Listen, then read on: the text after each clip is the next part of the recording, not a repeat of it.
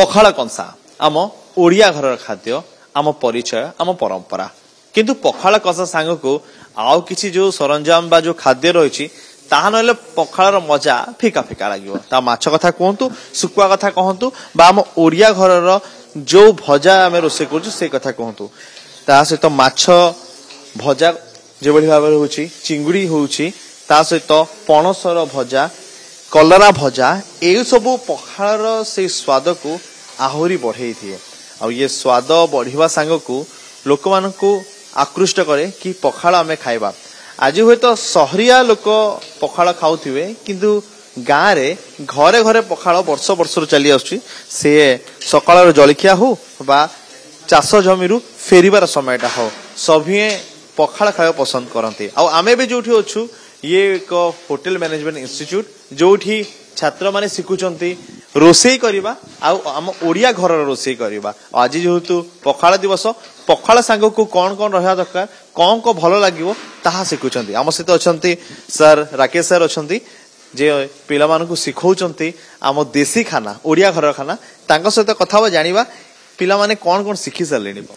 बर्तमान आमर आज तो हूँ मार्च 20 प्रथम समस्त मोर पखाल दिवस उपलक्षे समस्त को हार्दिक हार्दिक शुभकामना समस्ते निज घर सेलिब्रेट निहाती करुवे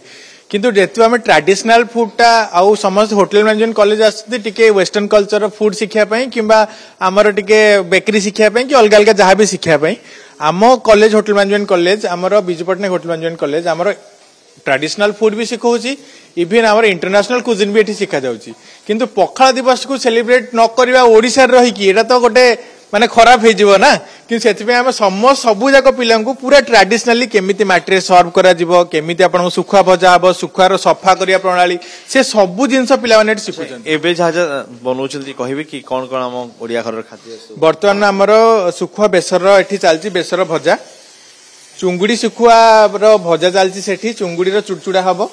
ता संगे सेपटे हमर चलची पणसर भजा सबुठु ट्रेडिशनल दि बेस्ट फूड जहाँ हूँ कलरा जोड़ा पखाल संगे बहुत भल लगे कलरा भी होची तो सबु जिनस आमर बर्तमान प्रिपरेशन चलती अच्छा घरे तो जिन तैयारी होतो किंतु पिला माने अधिका कोन शिखिबे जेमति एमाने भी काली कोनसी होटल रे नियुक्ति पाइबे बा निजर कोनसी रेस्टोरेंट करिवे तो एक्स्ट्रा कोन जिनस माने जानु छथि सो पखाल दिवसर कारण होची जे आम ओडिया लोक जोठी भी विश्व रे अछंती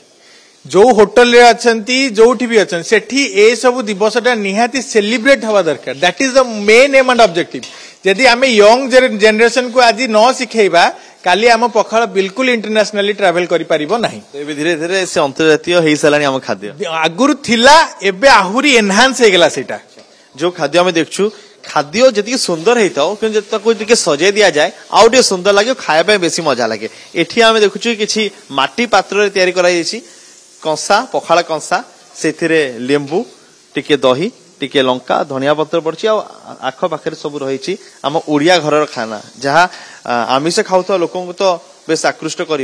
जो छात्र मैंने ये अच्छा से पारंपरिक पोशाक पिंधि धोती पिंधि कुर्ता पिंधि से सजे होती प्रस्तुत अच्छा पखाल कंसा परसिया यही सब तैयारी कर प्रणाली आप घरे तो निहाती जानू ना ये अधिक जाना मिलला आमे सर एठी शिखिलु किसी जिनिस पारंपरिक जिनिस आगर जिनिस शिखिलु पारंपरिक जिनिस जानिया को मिलला आज्ञा सर जमती आप देखुं पखाल सहित बहुत सारा भेराइटी प्रकार खाଇବା अच्छी ये आइटम्स तो मेनली जी घरे भी करा जाए ताठू बेसी आमर ये शिखा मिलूँ जोटा कि आम जानी नु मेनली यहाँ गोटे बहुत बड़ जिन कथा जोटा कि यंग जेनेरेशन बहुत महत्व रखियो हिसाब से साधारणतः लोक मैंने धीरे धीरे वेस्टर्न खाद्य को बेसी करछंती चाइनीज खाद्य कॉन्टिनेंटल ता भीतर देसी खाद्य केमती आकृष्ट करियो प्रथम तो समस्त मार्च 20 पखाल दिवस स्वागत करी प्रथम कहना चाहिए ओडिया को पखाल प्रिय पखाल गोटे खाଇବା न पखाल गोटे शांति पखाल आपण नॉनवेज लोकटे हो कि भेज लोकटे हो ताको आम जेकोसी सहित आम नॉनवेज खाई पारिबा भेज भी खाई पारिबा पखालटा आत्मतृप्ति देता है पखाल गोटे खटिखिया लोक यहाँ गोटे बहुत इंपोर्टेंट जिन माने आपन मुठे पखाल खातु तोराणी भी दिंतु आपको सारा माने गोटे दिन पर आप लंग रे पड़ो सब कष्ट दूर हो शांति जमती कि आमर धीरे धीरे ए खाଇବା लोप पाई आसला आजिका जेनेरेशन ए खाया कौन जानी भी ना तो यहाँ आमर गोटे प्रयास जे आगु को ए जिनस जमी बहुत आगु को जीव सेटा आमर गोटे आम कॉलेज तरफ गोटे बहुत भल प्रयास निश्चय ये प्रयास हो कि ओडिया खाद्य बंची रहू ओडिया खाद्य विश्व दरबार रे पहुंचू आ ओडिया खाद्य को लोक माने जानतु ए सब सुकुआ बनेबा कौन तैयारी होची এটা শুকো হয়েছে স্যার सुकुआ अच्छा या केते समय लागुची कौन कौन प्रणाली এটা 15 to 20 minutes first sir oil then sir tomato tomato को सर पूरा रेडी करिकी तापरे हमर बेसर बेसर को टोटल माने माने से अच्छा हमें पणस रे तरकारी जानिछु आपण पणस रे आउ किछि बनौ ये पणस भजा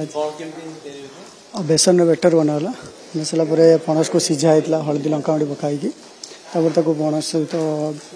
बेटर सहित मिसाई भजा होची तेल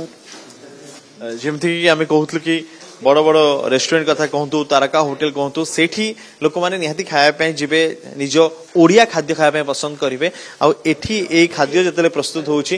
एही छात्र माने एमिति परोसी देबे एमिति जो